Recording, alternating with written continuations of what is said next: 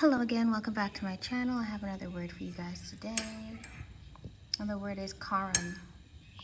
I believe we have touched on this word before, but God has brought it back to my awareness to post again today. And who am I to deny the King of all kings,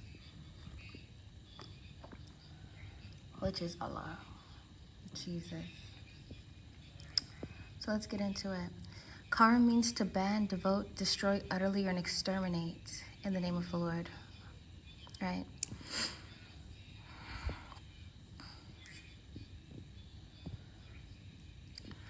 So karam conveys the idea of placing persons, places, or things, animals, goods, or territory under a divine ban, either to be destroyed or irrevocably dedicated to the Lord. And this emphasis falls on annihilation again, removal from common use or consecration. The verb is most frequent in Israel's conquests and prophetic announcements of judgment, but it also surfaces in instructions safeguarding covenant holiness, right? Right. So let's talk about devotion to destruction. Now, from the beginning of Israel's entry into Canaan, we see the framing theology of the Holy War, where Moses commanded and said, "When the Lord your God has delivered them over to you and you have defeated them," wow, that's very powerful, "you must devote them to complete destruction." And we all know Galatians 6 verse 9, God shall not be mocked. So in Deuteronomy chapter 7 verse 2, we see Joshua implementing this command at Jericho, where he said they devoted to destruction with the sword every living thing in the city, men and women, young and old, cattle, sheep, and donkeys. And then Joshua 6 verse 27, the totality underscored that victory belonged to the Lord. No spoils could be assimilated because everything in the city was already his.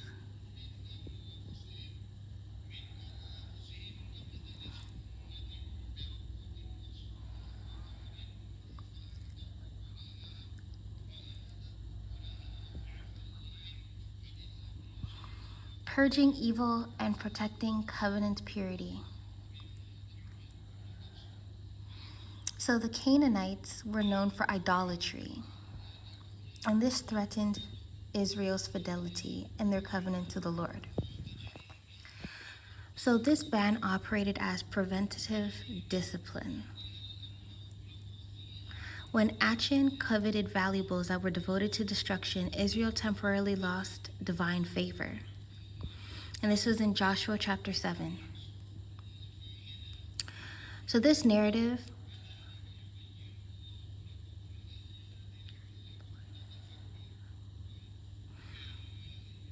will ban what contaminates the entire community. Likewise, Moses warned that an apostate Israelite town must be placed under the ban, so nothing devoted to destruction among you shall cling to your hands. And this is in Deuteronomy chapter 13, verse 17. So let's talk about the contrast between profane destruction and sacred dedication. So karam can be used under both utter destruction, which we see in Joshua 10 verse 40, and irrevocable dedication to the sanctuary in Leviticus 27 verse 28. And we know that the Levites were dedicated to upkeeping the temple and the many clans that made up the Levites as well, as we have learned in previous videos. So in either situation, the item passes beyond human control into God's exclusive domain.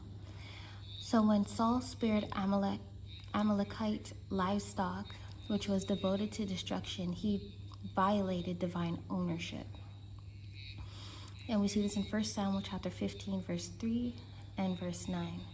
Now we hear Samuel's rebuke that obedience is better than sacrifice. or to obey is better than sacrifice. I don't know if you were raised Christian, how many of your parents said this to you? Well, it's in 1 Samuel chapter 15, verse 22. So it reveals that Karam was never a license for personal aggression or gain, but an act of worshipful obedience.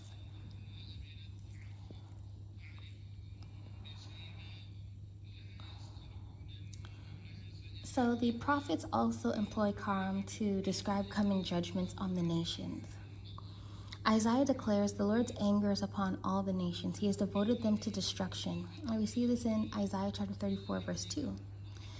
Jeremiah applies the term to Babylon in Jeremiah 25, verse 9. In Ezekiel, to Gog's hordes.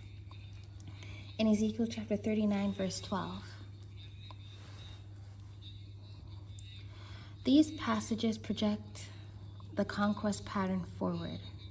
It shows us final judgment in which evil is permanently removed and God's kingdom is secured.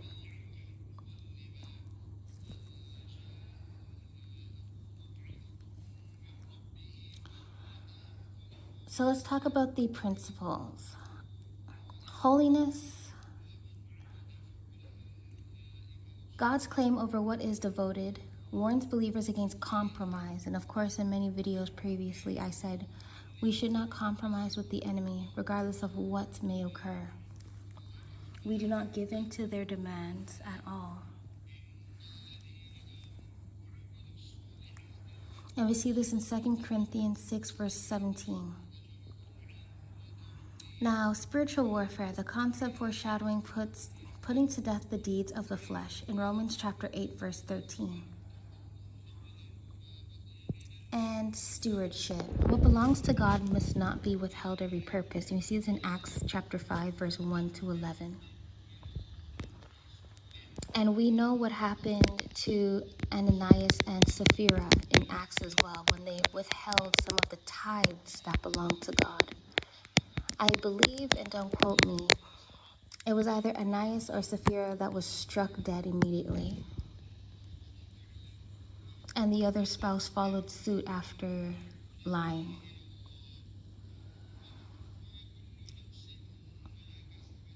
And lastly, corporate responsibility. Achan's account illustrates how private sin affects the whole body. And this is 1 Corinthians 5, verse 6 to 7.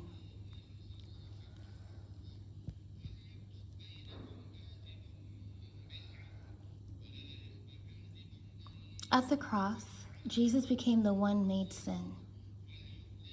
In 2 Chronicles chapter 5, verse 21.